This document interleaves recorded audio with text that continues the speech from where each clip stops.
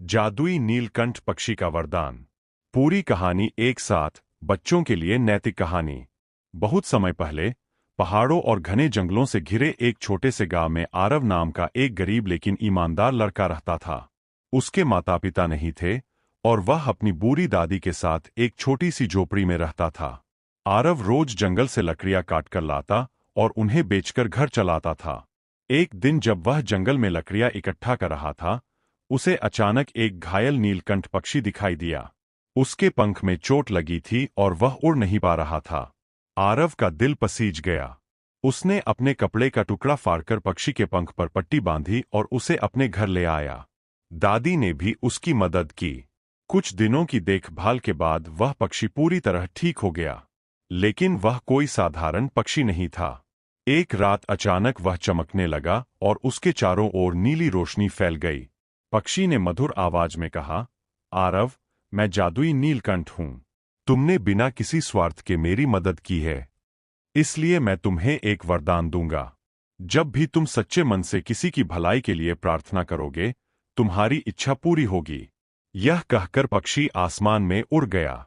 अगले दिन गांव में भयंकर सूखा पड़ गया। कुएं सूख गए, खेत बंजर हो गए और लोग पानी के लिए तरसने लगे। गांव वाले बहुत दुखी थे।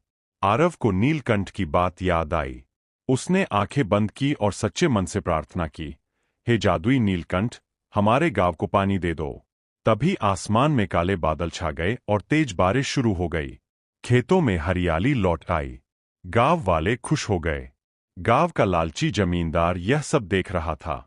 उसे लगा कि जरूर आरव के पास कोई जादू है। वह आरव के पास गया और बोला, मेरे लिए सोने के ढेर मांगो। लेकिन आरव ने मना कर दिया। उसने कहा, यह वरदान केवल दूसरों की भलाई के लिए है, लालच के लिए नहीं। जमींदार ने खुद जंगल में जाकर नीलकंठ को ढूंढा और जोर जोर से बोला, मुझे सोना चाहिए। तभी अचानक तेज आंधी आई और उसकी सारी जमा पूंजी उड़कर नदी में गिर गई। उसे अपनी गलती का एहसास हुआ। कुछ समय बाद गांव में बीमारी फैल गई।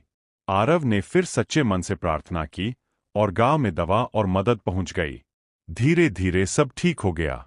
सालों बाद आरव बड़ा होकर गांव का मुखिया बना। उसने हमेशा अपने वरदान का उपयोग दूसर